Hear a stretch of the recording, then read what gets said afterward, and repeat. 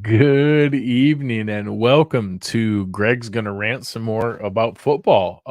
You're joining us here in this week 12 recap of the NFL where I would have liked to have been explaining the benefits of some of the other games if the Buffalo Bills had pulled off a win, but instead we are now in a very uh familiar space of in the hunt and who we need to root for in each of these games. So let's go through that. Let's figure out who we need to root for as these other games are happening in this madness.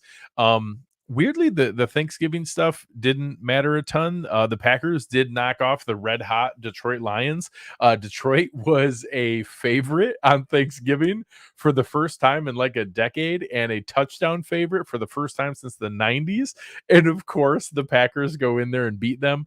So just a hysterical game. They finally got Christian Watson involved in the offense. Jordan Love actually looked pretty good. Jared Goff made some mind-numbing turnovers in just a crazy game. As you know, it is what it is. It wasn't terribly. It was the only interesting game of the day. Because the other two were just ridiculous blowouts. The Cowboys destroyed the Washington Commanders. Dak Prescott looked pretty good, 4 touchdowns. Tony Pollard got a score.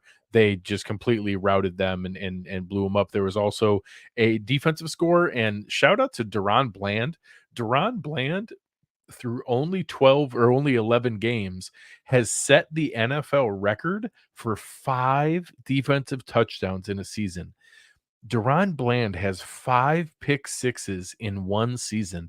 Just an incredible part statistical anomaly, but good on him. That's fantastic. And obviously, the overall Cowboys defense has helped create all those turnovers. Again, Sunday night, in what I think the NFL thought was going to be a really fun division game, the 49ers just shellacked the Seahawks. Nothing crazy. Christian McCaffrey looked fantastic. For anybody who didn't see, there's a video floating around of Christian McCaffrey's wife posting what he looked like a couple days after. The blood that was on like their sheets from his kind of brush burns, the bruises on his muscles that were there. It's crazy, this game that we love so much. But the 49ers, with everybody healthy, is back to the buzzsaw that they look like earlier this season. Um, the one game that really did matter for the Bills from a rooting interest standpoint never was close. There was a moment early where Tua threw one of his 2 interceptions where it did look like, hey, are they going to let the Jets kind of hang around here? We got a defensive score. It looked like maybe there was going to be a little something to this game, but it really wasn't. The Dolphins were just the dominant team. They beat the Jets in the same way that the Bills did. The Jets fall to 4-7. Aaron Rodgers continues to talk about the healing powers of listening to Dolphin Sex, healing his Achilles. So we'll see. Best of luck to him coming back to a now 4-7 Jets team. The Dolphins continue to pull away in the division. They now have a 2.5 game lead. So we'll call it a 2-game lead, with the Bills obviously having the half game in hand with the previous win. Right now, it certainly looks like that week's 18 game will not matter for the Dolphins. Their schedule certainly looks very winnable, and they'd be in position to be able to have a weird choice. I was talking with producer Chris. It's super interesting. They may be in position of choosing, do we rest our starters going into the playoffs, or do we play them, trying to prevent the Bills from some last ditch effort of trying to need like these 7 different things to happen with a win over the Dolphins? What an interesting dynamic that could be if the Bills can, go 3-2 or 4-1 in these final games. It'll be interesting to see how that works itself out. But it was never terribly close. They pulled away as the game went on. Big games from Jalen Waddle and Tyreek Hill and Raheem Mostert. Never terribly close. Mike White even came in for a kneel down at the end because it was so out of hand. Going into games today, there was an interesting discussion of whether the Steelers versus the Bengals game, which team was the more logical rooting interest. One, the loss pretty much eliminates the Bengals. They're now 5-6, only having 5 wins. They would need to rattle off, a probably like a 5-1 star finish with Jake Browning as the quarterback. So because of that, there was some logic that the Bengals giving the Steelers their fifth loss was actually more beneficial. Either way, there was an argument to it, but the Steelers 7-4, they hold on for another improbable win. Although I believe they did get 400 yards for the first time during the entire Matt Canada era, meaning the first game after they fired Matt Canada, they got 400 yards, which they had never done with him as offensive coordinator. I can't imagine a more satisfying way for Steelers fans to get this. And, similar to if you listen to Aaron and I on the Cover One Buffalo podcast post game show, you heard us talk about the fact that the Eagles just continue to find ways to win games. The Steelers are the same thing. They continue to find ways to win games, and it doesn't really matter what they have going. They continue to find ways to pull this out, and their run game and defense continues to allow them to, and their schedule is in position where it's going to let them continue to have some wins. Although they have a couple tough ones coming up, but the next couple, the Cardinals, Patriots, Colts, Bengals, they finished with Seahawks and Ravens, but they're going to stack enough wins that it's not going to matter. They're going to get a wild card spot here. The Steelers are going to be in the playoffs. It's absolutely assured. Another one where I think it was fairly straightforward. The Jaguars, if they win this, take a 2-game lead in the division. Someone has to win that division, so someone is absolutely going to make the playoffs, obviously, out of the AFC South. So it was to the Bills' benefit for the Jaguars to win this and the Texans to get their fifth loss and to drop them back to 6-5. CJ Stroud did his darndest to be able to bring them back in this game and to try to have a chance for it, but the Jaguars did hold on, got some big plays towards the end. They were able to do enough. Calvin Ridley had all 5 catches, 89 yards, and a touchdown, all in the second half. He had 0 going into halftime. Tank Dell had an amazing play that was called back on a penalty. Could have had an even bigger day than his 5 catches for 50 yards and a touchdowns. Nico Collins again. And shout out to Devin Singletary. Not a lot in the rushing game, but still had 6 catches for 54 yards. Continues to produce down there in Houston. DeMeco Ryan's team, just, it really speaks to the fact that what the expectations have shifted to, that the Texans losing a game and fall into 6-5 is somewhat disappointing. It's pretty crazy the way that they've raised the bar for their team and how good CJ Stroud already is, the stratosphere that he's in. I had the argument online. I think CJ Stroud is already in the Trevor Lawrence, Dak Prescott tier of quarterbacking. I think you can argue he's still just behind the Lamar Jackson, Justin Herbert realm.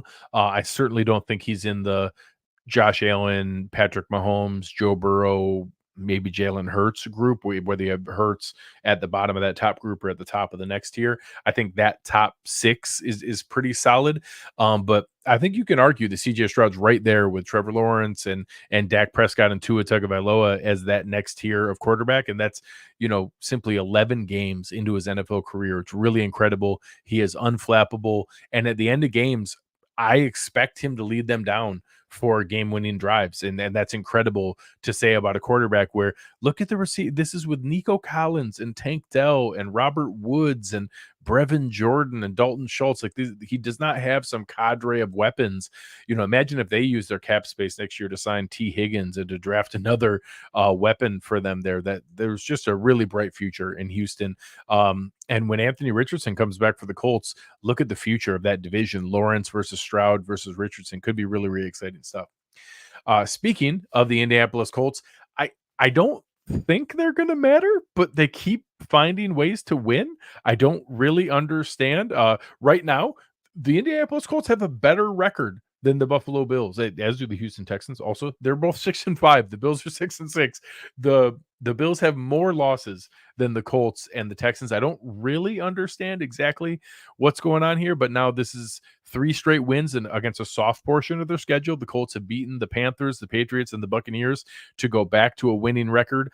They do have some tougher games coming up, but they got games against the Titans, the Bengals and the Steelers, the Falcons, the Raiders, the Texans. Like that, they're not going to win all those, but the Colts are going to be in the hunt of this playoff race, and it's crazy to say that.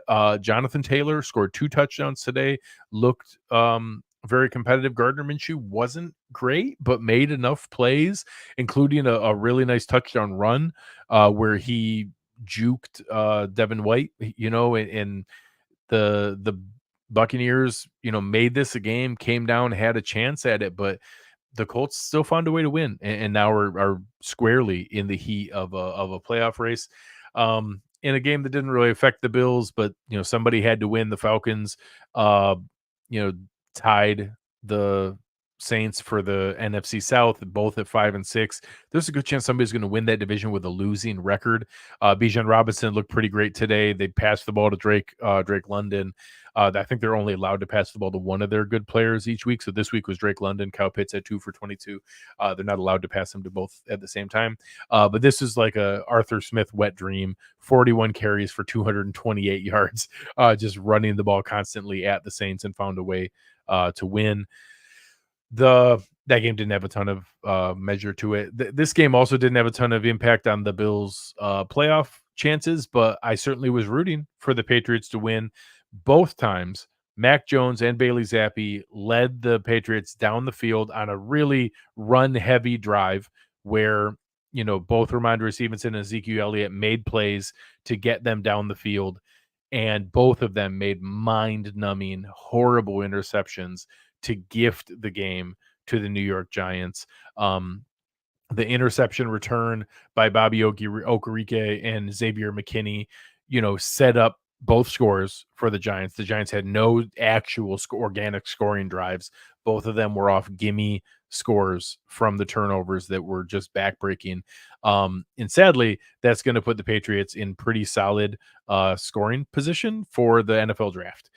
They are now squarely in a position as tied for the number 3 pick in the draft, with the Cardinals and the Panthers the only teams ahead of them.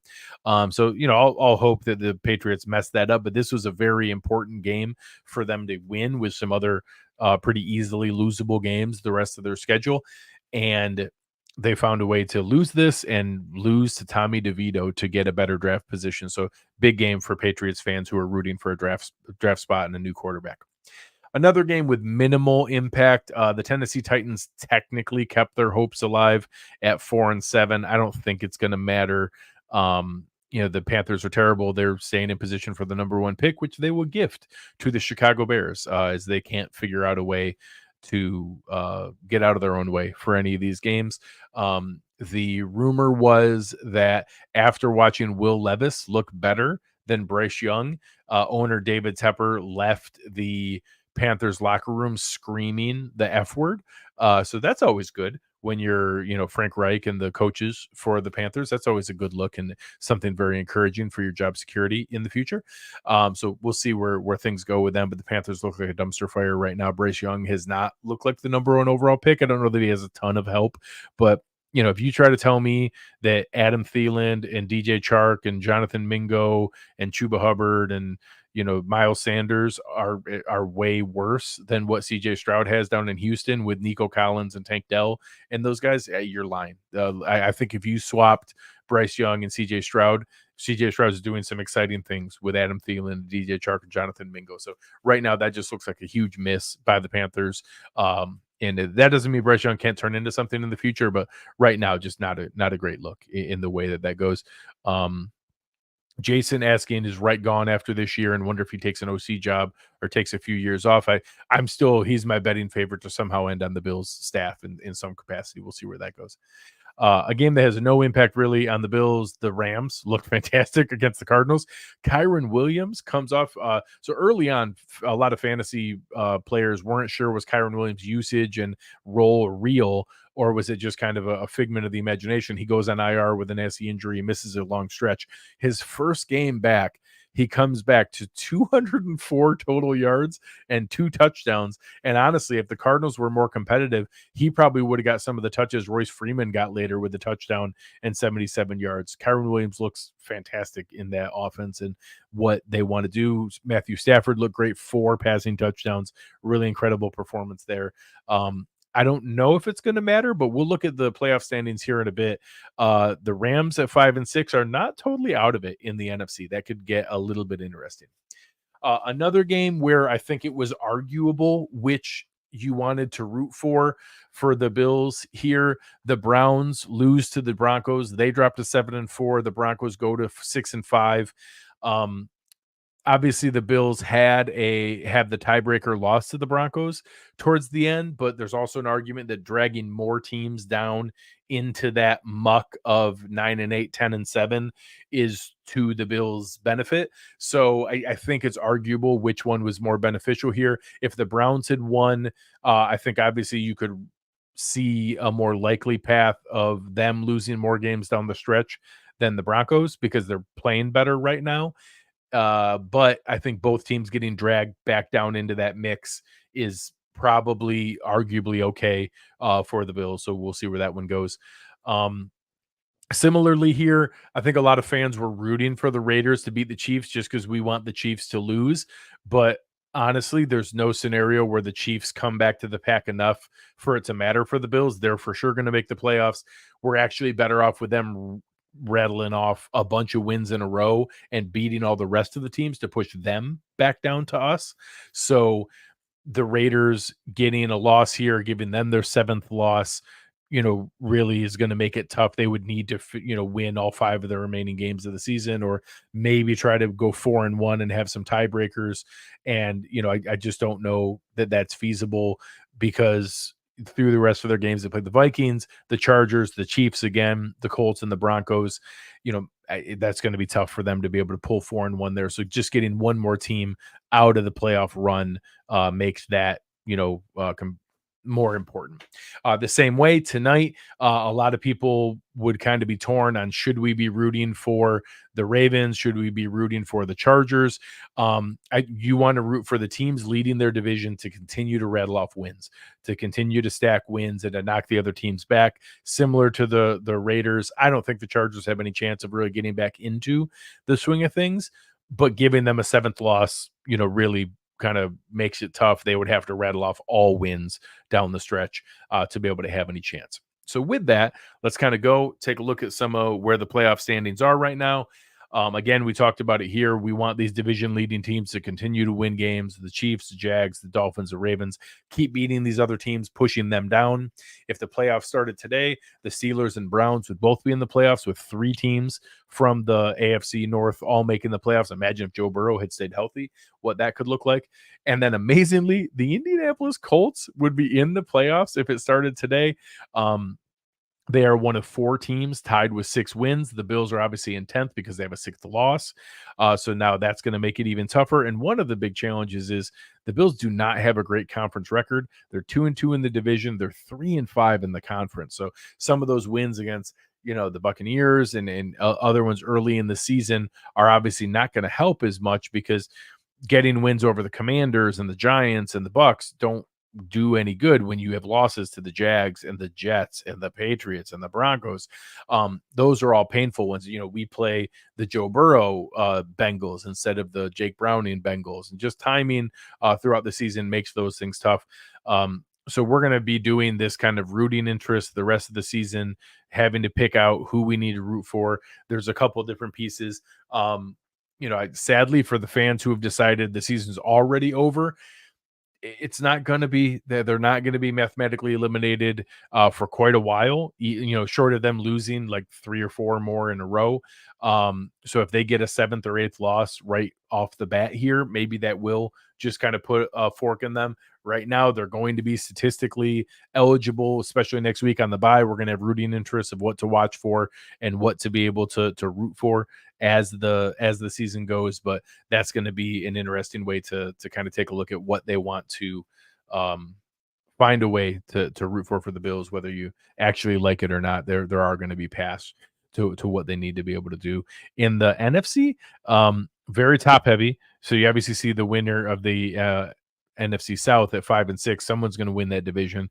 You're going to have the top group with the Eagles, the Niners, the Lions, and the Cowboys all pulling away from the pack right now it's the Vikings and the Seahawks. It'll be interesting if the Packers or the Rams can get back into it here. I don't think the Saints can. I think they're just fighting with the Falcons, but the Seahawks or the Rams can make a run if, some of the magic runs out for Josh Dobbs. If the Seahawks, continue to stumble and find a way there. I think that top 7 is pretty defined, and they're going to be the playoff teams just in some order, maybe with a swap of the Falcons or the Saints, but that's going to be tough to be able to find a way to go again. So we'll see where that ends up. It's going to be a tough way to be able to pull that out. But ultimately, just a quick reminder: tonight's show is going to be sponsored by our friends over at Underdog. There's a lot of good stuff over at Underdog that you can do if your fantasy team is already in a position where your season is over and you don't have a ton to root for.